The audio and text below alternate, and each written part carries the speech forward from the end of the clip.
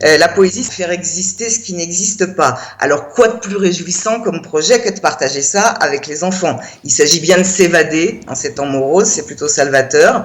Et lire de la poésie aux enfants, c'est leur offrir un moment vraiment tout à fait salvateur, encore une fois, Ouais. mais ça leur permet de développer leur créativité, de développer leur imagination.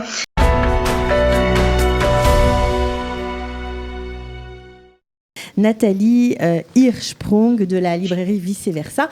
Bonjour Nathalie. Bonjour Cathy. Alors on est ravis de vous accueillir parce que c'est vrai que plus le temps passe et plus il devient compliqué de gérer ce confinement. Heureusement, il y a les livres. Absolument. Nous, on continue, comme on avait dit la semaine dernière, on est fermé au public, bien sûr, depuis un bon moment déjà. On continue à répondre aux gens au téléphone, on continue à préparer des commandes, et tant que tout ceci sera légal, on livre sans contact. Ok, alors ça c'est génial de le savoir. On peut commander des livres sur le site, on peut vous appeler et on reçoit combien de fois? Une fois par semaine? 2 fois par semaine? Là, en ce moment, les gens sont tellement heureux qu'on leur fournisse ce service qu'on a décidé de fournir ce service gratuitement 1 fois par jour. Une fois formidable. Par jour, waouh, c'est génial. C'est-à-dire qu'il y avait vraiment beaucoup Il y a une petite bonne nouvelle, c'est qu'au milieu de tout ça, on s'y attendait pas. On a reçu, il y a 2 jours, 230 kilos de livres. Ah oui, carrément. Donc on a de quoi faire. On peut choisir. Donc Alors, il y a des livres à disposition, il n'y a pas de problème. Alors on a tout ce qu'il faut. Très bien. Extra. Alors on va parler ce matin du livre de Johann Sfar, Le dernier juif d'Europe. Oui, absolument. Publié aux éditions Albin Michel fin février. Alors, vous me voyez afficher un sourire banane, vous allez rapidement comprendre pourquoi. Donc, je vous présente Désiré Albergel, qui est un vieil homme qui a décidé vraiment profondément de ne plus vouloir être juif. Et pour arriver à ses fins, Désiré demande au docteur Rigolo Friedman de bien vouloir lui reconstituer un prépuce.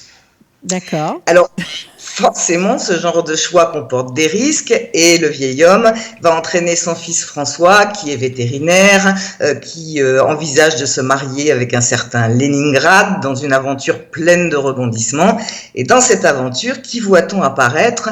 Un bon nombre de créatures surnaturelles, notamment Jonas, un vampire centenaire, sa copine Rebecca, psychanalyste, Caitlin, qui est une rabbine inclusive, Sarah Lanterne, une jolie danseuse, et également Donnez-moi du fric, qui est un humoriste devenu propagandiste antisémite. Ok, donc oui, alors, ça va changer du confinement, ça c'est clair. Donc évidemment, on l'a compris, ce roman est bourré d'autodérision, cette autodérision qui est caractéristique de Johann Sfar, qui a fait son succès dans ses bandes dessinées et ses films, mais en même temps, c'est un texte d'une sensibilité vraiment très forte, j'irais même jusqu'à dire bouleversante.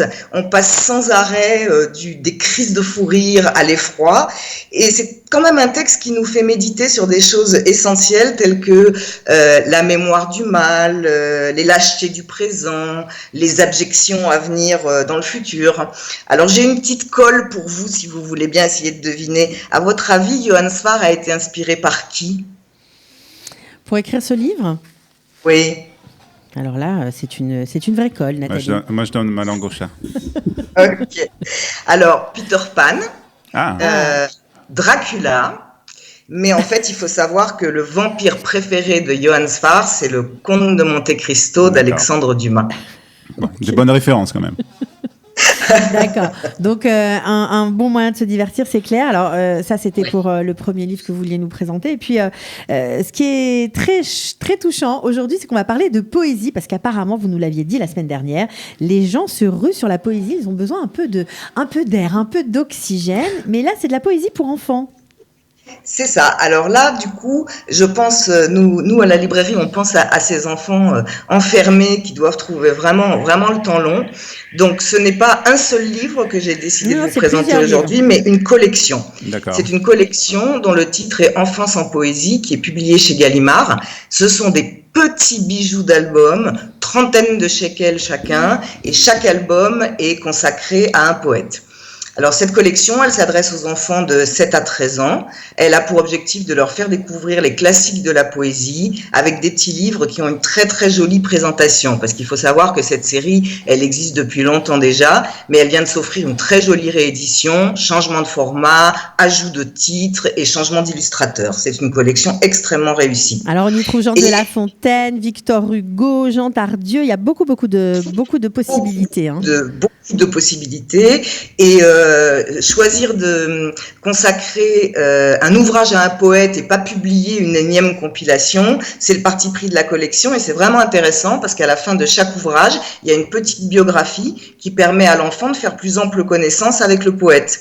Alors comme vous le disiez Cathy, la poésie c'est un peu ça, c'est faire exister ce qui n'existe pas. Alors quoi de plus réjouissant comme projet que de partager ça avec les enfants? Il s'agit bien de s'évader en ces temps moroses, c'est plutôt salvateur.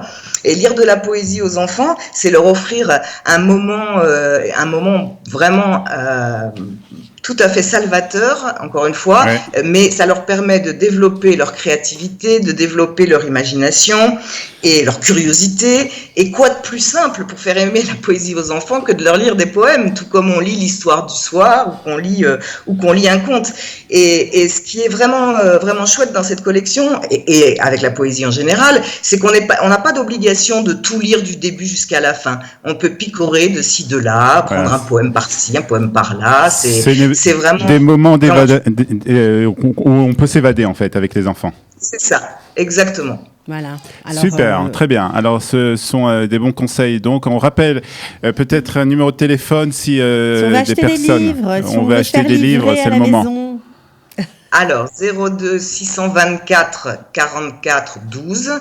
Il ne faut pas hésiter non plus à nous envoyer un message électronique si le téléphone est occupé à lib@viceversalib.com et j'envoie régulièrement partout sur les réseaux sociaux, sur notre site, par mail, les informations sur les nouveautés, sur des conseils de lecture. Il y a tout plein de façons d'être informé. Et oui, puis on peut aussi découvrir la littérature israélienne traduite en français. Vous avez un très beau rayon concernant ce thème et c'est vraiment l'occasion de se plonger dans la société israélienne. Juste une petite info, le dernier d'Aurore Michani vient d'être traduit en français. Ah ben voilà, comme ça c'est dit. 624 44 12 02 624 44 12, vous livrez dans tout le pays ? Non, en ce moment pas dans tout. Enfin, d'habitude on livre dans tout le pays, mais avec la poste c'est compliqué. On n'arrive pas très bien à comprendre la poste si c'est seulement normal. Pour les urgences. Même en cas normal, je vous rassure. Même en cas normal, c'est difficile avec la poste israélienne. Ok, merci beaucoup. On livre dans Jérusalem. Merci beaucoup Nathalie. Merci beaucoup Nathalie. Merci Shabbat shalom.